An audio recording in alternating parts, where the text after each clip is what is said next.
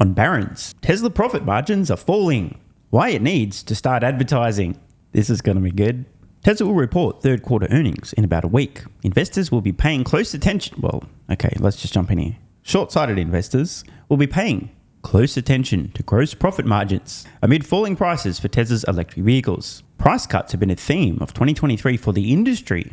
Oh, so it's not just Tesla. Isn't that interesting? It's almost like record high interest rates and insane interest rate increases over the last 18, 24 months have made purchasing big ticket items, which people often finance like vehicles, more difficult.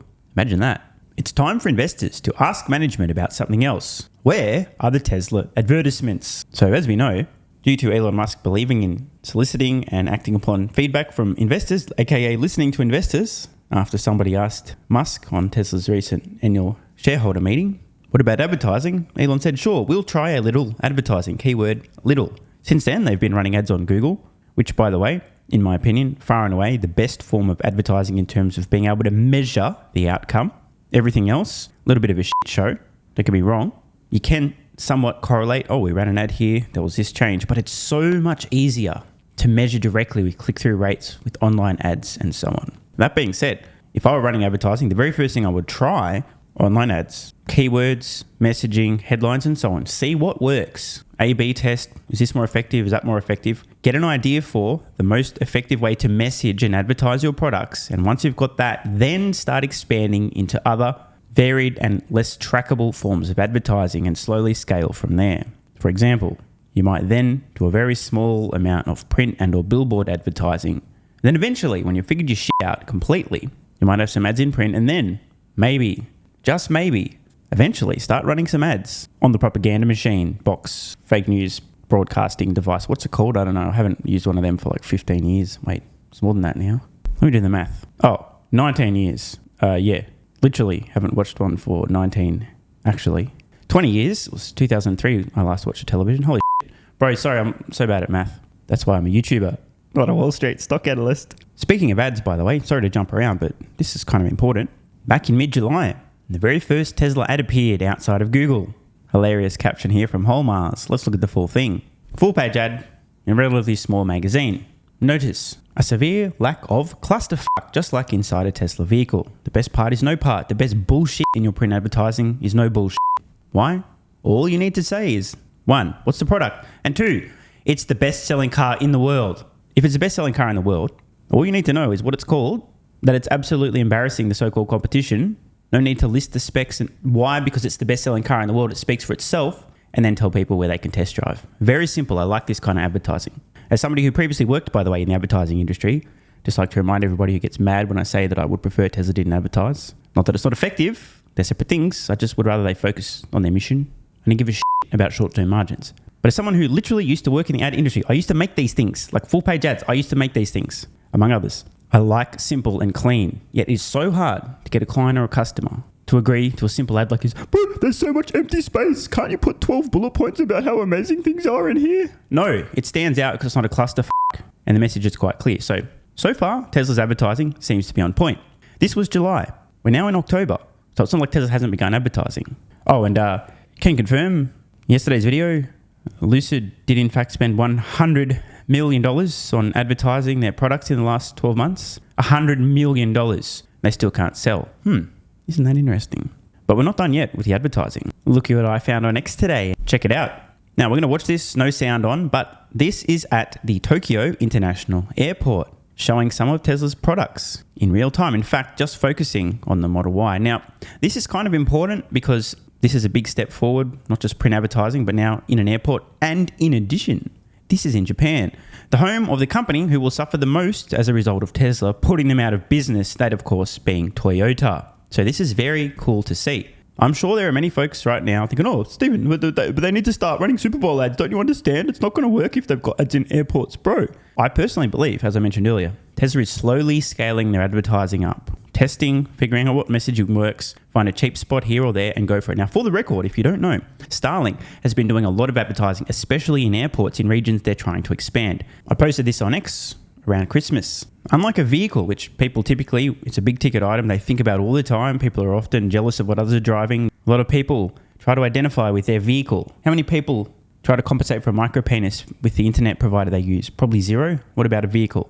Lots. So a product like Starlink, internet, is something you really do need to shove in people's faces. Otherwise, who's thinking about changing internet providers? It's very rare that you do.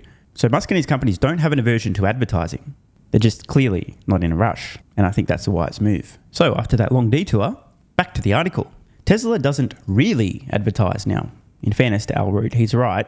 They don't do a lot of advertising. They are doing a small amount so far, but it's not major as opposed to, again, Lucid, $100 million pissed away trying to sell their overpriced luxury vehicles. Tesla has X accounts and its website and strong word of mouth, but no ads during football games. There we go. Or reality TV shows. Tesla prefers the blunt tool of price cuts to boost demand. The problem is the price cuts aren't really working. Now, I'm sure we're going to hear about why these supposed price cuts are not working or not really working. And I have to give credit to Al. Doesn't really advertise. Aren't really working. If the price cuts aren't really working, that would mean that there's a huge buildup of Tesla inventory, right? Or alternatively, they've decided to slow down their rate of production. Neither of these things are true. Price elasticity is the economic concept that explains the change in demand for a change in pricing.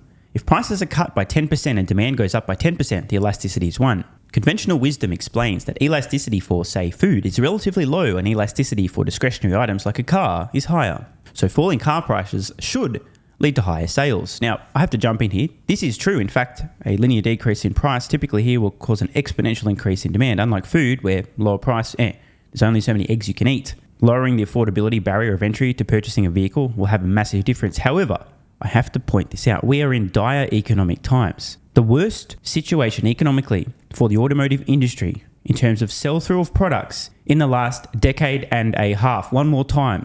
This is the worst period for the automotive industry, and demand for vehicles is in consumers who want vehicles now. They still want them, but they're delaying purchases because of uncertainty and or they can't finance, can't afford the interest and so on. It's the worst time in 15 years. This is a temporary anomaly, a distortion in space-time. It's like a black hole. High interest rates are bending things and distorting our perspective of what's going on. It's a very easy mistake to make, and a lot of people are doing so right now. I'm going to tell you guys what's going to happen. Spoil the movie. So if you don't want to know, skip ahead about 30 seconds. But here's what plays out. When interest rates start coming back down, all those consumers who currently aren't buying a vehicle, who still want to buy one, who are on the fence about, maybe I'll buy ICE, maybe I'll buy electric. By the time interest rates are down and they can afford a vehicle and they're not concerned about losing a job or paying their mortgage and so on, many people who previously would have purchased an ICE vehicle today are instead going to purchase an electric vehicle. This is actually going to pull forward EV adoption. But in the short term, because of the uncertainty, many consumers will either opt to buy a much cheaper ICE vehicle in the short term and think, I can't really afford to spend that little bit extra to get the better vehicle, the electric one, I'll just do it. Or they're not going to buy anything at all. This is going to mean a huge amount of pain for companies trying to sell vehicles over the next, until interest rates go down. I don't have a crystal ball. Some prior predictions seem to suggest otherwise, but my best guess, 12 months from now, interest rates are on the way down. 24 months, very likely much lower than they are today. And between now and then, over the next 12, 18, 24 months, there's likely to be continued downward pressure on pricing to sell through production, and I don't give a shit. 10 years from now, no one's going to remember this point in time. Back to the article.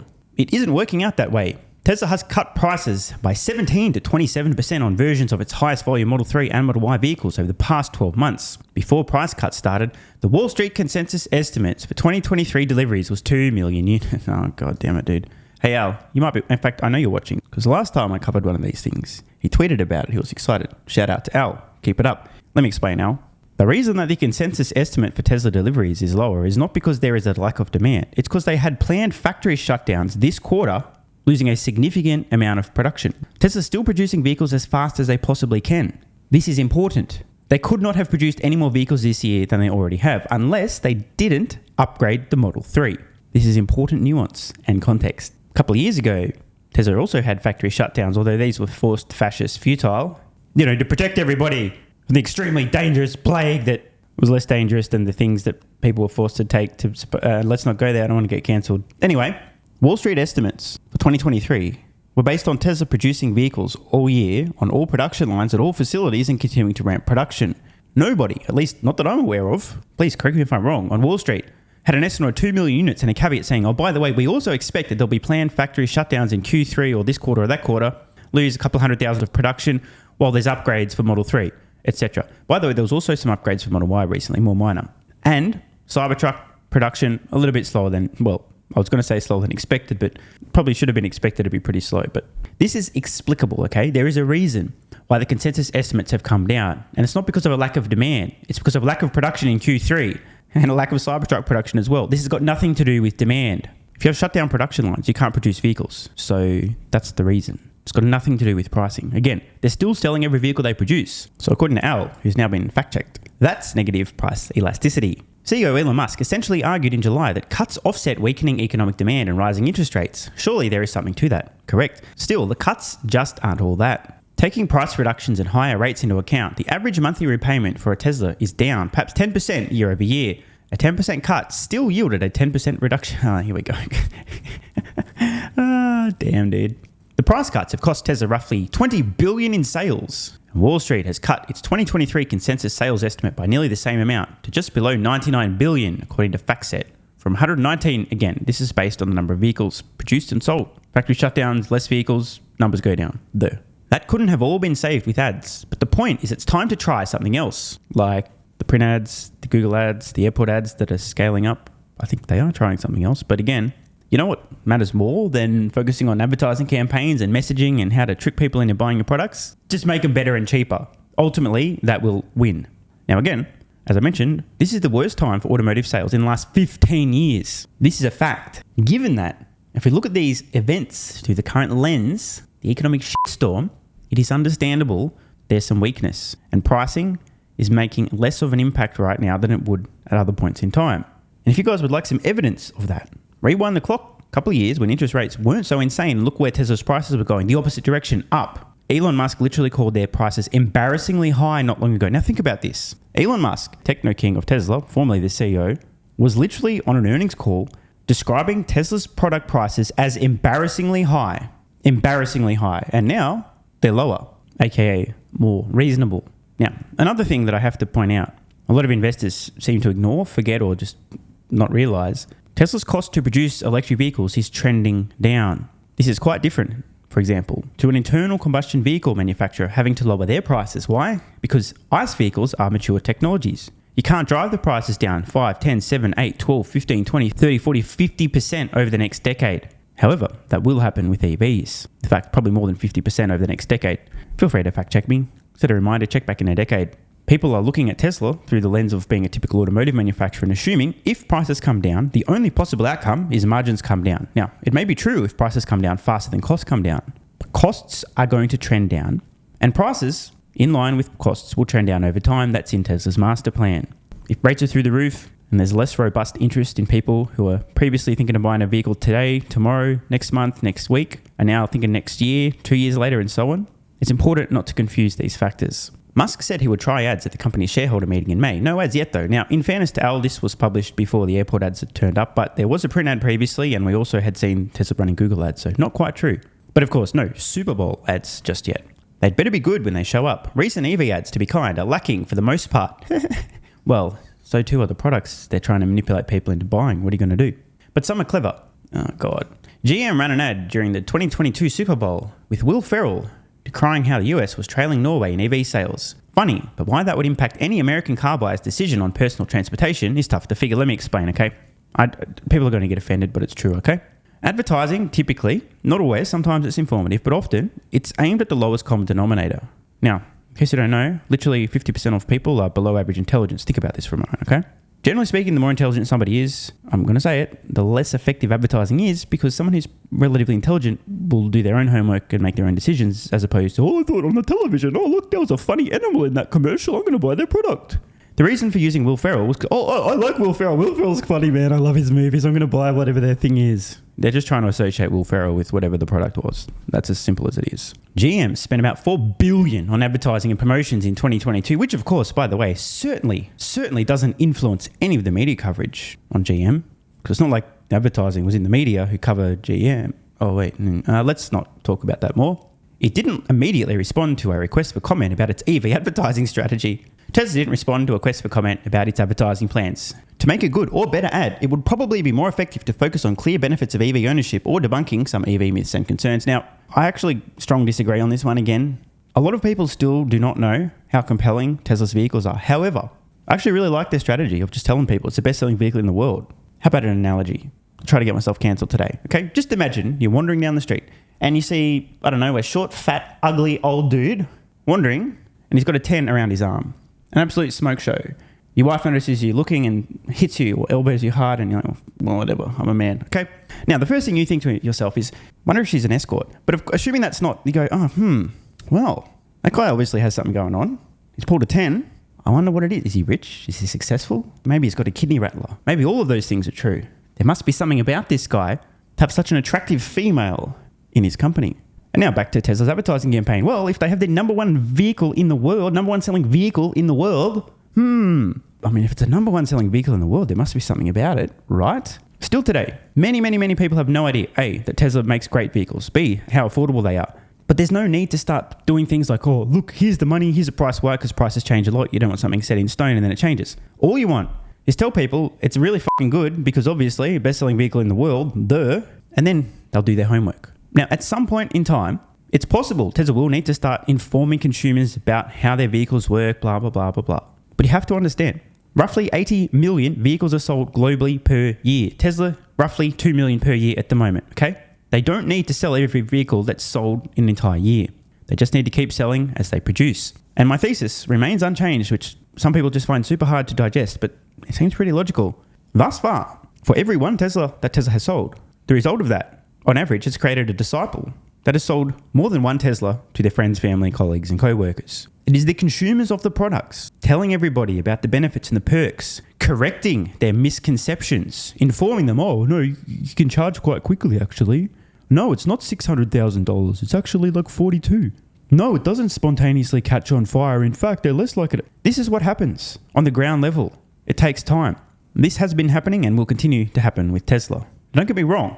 Advertising, certainly shoving a product in people's face, will garner more attention and accelerate that process. But the worst possible thing that Tesla could do, especially for the long term, wait for it, people are going to get mad when I say this, but it's true, is to run a big money advertising campaign, attract a load of attention, receive tens upon tens, even hundreds of thousands of orders for its vehicles, have wait times blow out to infinity, and be forced to raise prices by tens of thousands of dollars just after running this ad. So customers who are still seeing the ad were thinking about it, now paying 20, 30, 40% more than previously had there been no ads. Because like, oh, these are way more expensive than I thought. My friend told me that. That's bullshit, man. It's too expensive, bro. I'm going to wait it. Just that. The irony, of course, about many folks talking about pricing being a short-term sugar hit and advertising lever, and how important it is to build brand awareness and long-term brand value and wank, is if Tesla does run an ad that is super successful at massive scale, you know the end result will be, since they're already selling all their production, they will be forced to raise their prices by an absurd amount. Their prices will once again become embarrassingly high and wait times will get stupidly long. I don't think that's a good strategy. But hey, that's just me, some guy who knows nothing at all about anything. Benefits include total cost of ownership, which is lower because home charging is cheaper than gas and EVs is less expensive. Benefits include total cost of ownership, which is lower because home charging is cheaper than gas and EVs are less expensive to maintain over time. The latter point in particular, far fewer moving parts. Concerns to address could include range anxiety, cold weather range, charging time on long trips, safety risks, or upfront costs of purchasing an EV. With purchase tax credits, most EVs sold in the US cost less than the average new vehicle price. This is all true. And again, there's a lot of people that don't know this. I'm not arguing that advertising would not inform these people. I'm just pointing out, if too many people realize, again, prices will become once again embarrassingly high. Think about that. A consumer who was thinking, oh, Teslas aren't that great. Now, they see an ad. Oh, wow. That's way, okay, I'm going to buy one. Then they log on and go, this, what? That's way more expensive than I can afford. Now they've decided, okay, I can't afford an EV. How long until they revisit that decision? Probably a lot longer than if nothing had have been shoved in their face. And then a year or two from now, or 6 months from now, their neighbor tells them, hey, bro, yeah, that Model Y, man, it was only at 42 grand. It's sick. You want a test drive? Next minute, sells a Tesla. There are other ideas for effective ads that, at this point, look way more effective than additional price cuts. Now, one more time, what's Tesla's mission? Accelerate the world's transition to sustainable energy, not to make the maximum possible short-term profit for its investors. This is really important. So let's think about this, folks, because this is an actual mission that Tesla believes in as opposed to a bunch of corporate wankery that they just claim is their mission. The way that Tesla accelerates the world's transition to sustainable energy is to make compelling electric vehicles affordable. Why? Because it's not only their own products that will sell and contribute, but it will force others to produce compelling, affordable electric vehicles or go out of business. And this is their plan. If you're ever confused about why Tesla's doing something, refer to their mission statement. By Tesla driving prices lower instead of advertising, try to maximize short-term profits, they are forcing the other automotive manufacturers on Earth to follow their pricing and continue to innovate, forcing them to make more compelling, more affordable products, or they won't be in business. Then someone else will fill the void. Tesla is acting as a forcing function to, wait for it, ready? Accelerate the world's transition to sustainable energy. I know this is going to be hard for some people to wrap their heads around, but words matter, and Tesla's mission statement is quite clear. And again, if you're ever confused, please refer to the mission statement, which is more in line with accelerating the world's transition to sustainable energy, maximizing short-term profits by running ads, bumping up margins a little bit, and selling electric vehicles at a higher price point in the same market that other companies are also selling vehicles in, meaning that there's less pricing pressure for them to drive their prices down and make their vehicles more compelling, or to maximize the number of vehicles they produce and sell by doing whatever they need to with pricing, the trend being down. Interesting to ponder. As for gross profit margins, Tesla is expected to produce automotive gross profit margins, excluding regulatory credits, of just below 18% in the third quarter. By the way, this is significantly higher than just about any other automotive manufacturer on the planet, aside from a few micro-penal compensators like Ferrari, Porsche, and so on. Down a little compared with the second quarter, automotive gross profit margins peaked at about 30% in the first quarter of 2022, right when Elon Musk was calling their prices embarrassingly high. A number at or around 17% would likely can't say that with a straight face. Would likely alarm investors. Yeah, I won't be particularly concerned, bro. Wells Fargo analyst Colin Langan expects margins of about 16% due to falling prices and weaker deliveries. Tesla delivered some 435,000 vehicles in the third quarter, down from about 466,000 in the second quarter. Tesla advertising is such a hot topic among investors, but I've got to say, it's all noise in the scheme of things. Wait, what's that thing that's just around the corner? Oh, that's right, robo-taxis. I just cannot wait a couple of years from now when robo-taxis are scaling up globally. You know how many people are going to remember this? The drama of the short-term gross automotive margins and Tesla's pricing coming down? Zero. Just saying. Want more content? Early access? Bunch of perks? Click the links in the pinned comment. Athletic Greens AG1 has given me a massive, meaningful boost in energy, allowing me to do a lot more every day, including using my brain more and using my body more. I highly recommend you guys and girls check it out. Athletic Greens AG1 is an excellent way to fill in nutritional gaps. It's got 75 high-quality vitamins, minerals, and whole food source nutrients, plus prebiotics and probiotics and digestive enzymes and adaptogens to help you deal with stress. Plus, if you click the link in the pinned comment or head to drinkag1.com/SMR, you can get yourself a 1-year free supply of vitamin D3 and K2. But don't take my word for it. Here's what some of you guys and girls have to say. AG1 has changed my life. I was, as you described, treating myself like a circus, ate like trash, rarely exercised, used alcohol as a stress crutch, cannabis also.